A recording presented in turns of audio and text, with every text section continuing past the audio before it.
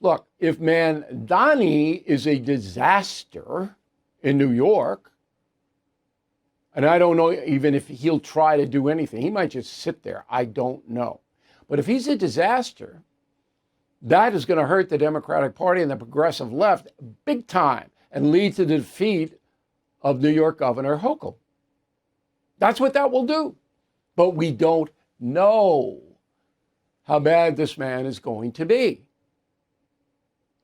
We will know in, 6 months. So there are a lot of things that are undefined. Now, Virginia, let's get specific. Bad Republican candidate. I listened to her once. I said, no way she wins. They could have put up anybody against her.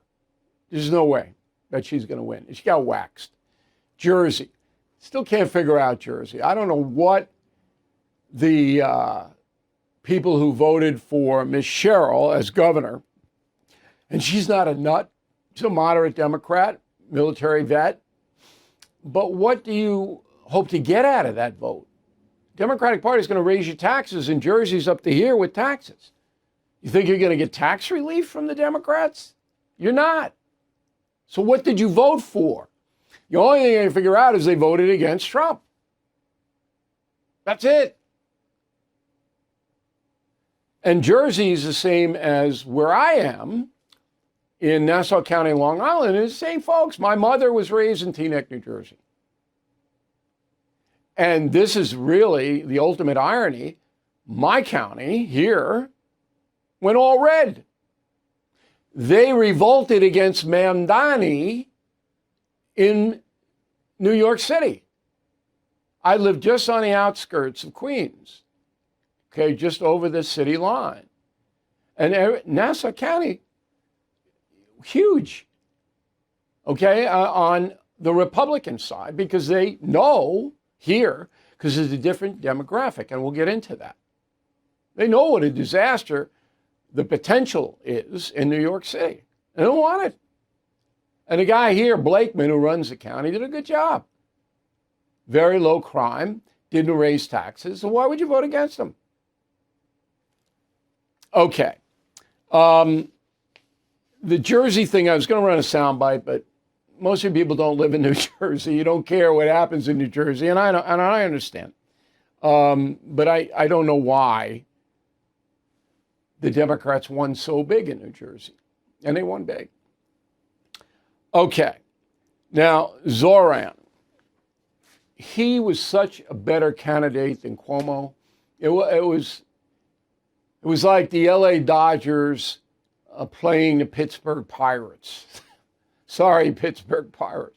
It was just no. Mamdani was a very good campaigner. Smiling guy. Hi, how are you? I'm going to give you everything. Non-threatening. And Cuomo, okay. So that meant a lot. That meant a lot. Just people who are uninformed and the younger people. I'm going to give you the numbers in a moment. But the big thing was that up to 50%, and we don't have the stat. We should have it, but we don't. There are 5 million registered voters in New York City. 5 million. Okay? Most states don't have 5 million people. Well, I shouldn't say that. A lot of states don't. Half didn't show up. Half of the voters in New York City didn't show up because they don't care who's running the show, right? And there was a big turnout for the mayoral race, more than 2 million. But when half don't show up, anybody can win.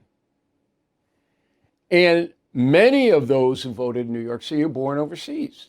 Now, this is going to sound like a slight. I'm sure the internet smear merchants, gutter snipes will pick it up.